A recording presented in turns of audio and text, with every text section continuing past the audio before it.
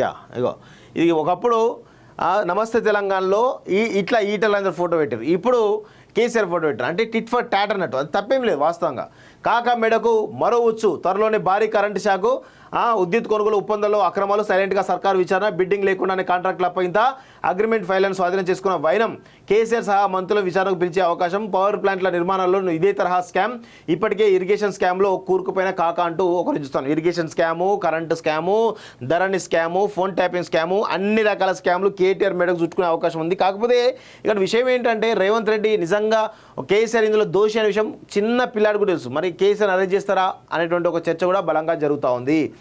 మాయల మరాఠీ జూటా మాటల వీరుడు నియంత కల్వకుంట్ల చంద్రశేఖరరావు మెడకు మరో ఉచ్చు బిగుస్తోంది. గత బీఆర్ఎస్ హయాంలో దాదాపు 9.5 ఏళ్ల పాటు అరాచక పాలన సాగించిన కేసీఆర్ చేసిన పాపాలు అన్నీ ఇన్ని కావు. అయితే ఆ తాలూకు పాపాల పుట్ట పగిలి రోజుకొక స్కామ్ వెలుగు చూస్తోంది. ఇప్పటికే 1,00,000 కోట్లకు పైగా అవినీతి అక్రమాలు చేసిన కాక పీకల్లోతు స్కాముల్లో కూరుకుపోయిండు. ప్రధానంగా ఇప్పటి వరకు ఇరిగేషన్ రంగంలో చేసిన స్కాము ప్రపంచ చరిత్రలోనే కని విని ఎరగని రీతిలో అక్రమాలకు పాల్పడి 1,00,000 కోట్ల ప్రజాధనాన్ని పక్కదారి పట్టించిన సంగతి తెలిసింది. అయితే తాజాగా కాకా మెడకు మరొక ఉచ్చు బిగించుకున్నట్టు తెలుస్తూ ఉంది. నిరంతర విద్యుత్ పేరుతో ఛత్తీస్గఢ్ నుంచి విద్యుత్ కొనుగోళ్ల కోసం చేసుకున్న ఒప్పందాల్లో భారీ అవినీతి జరిగిందనే ఆరోపణలు చాలా కాలంగా వినిపిస్తున్నాయి. కానీ తాజాగా ఈ అంశానికి సంబంధించి కాంగ్రెస్ సర్కార్ ఏర్పాటు చేసిన రిటైర్డ్ జస్టిస్ నరసింహారెడ్డి కమిషన్ ఇటీవల సంచలన విషయాలు బహిర్గతం చేసింది.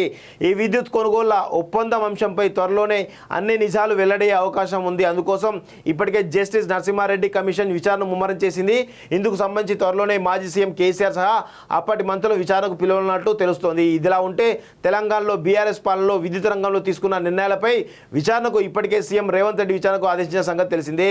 భద్రాద్రి ప్లాంట్ నిర్మాణంలో 10,000 కోట్ల నష్టమట. బాబా ఇండియా బుల్స్ సంస్థ గుజరాత్లో 1,080 మెగావాట్ల సామర్థ్యంతో గుజరాత్లో నిర్మించాల్సిన ప్రాజెక్టును తెలంగాణకు తీసుకొచ్చి భారీ అక్రమాలకు అప్పటి సీఎం కేసీఆర్ తెరలేపారనే ఆరోపణ లేకపోలేదు.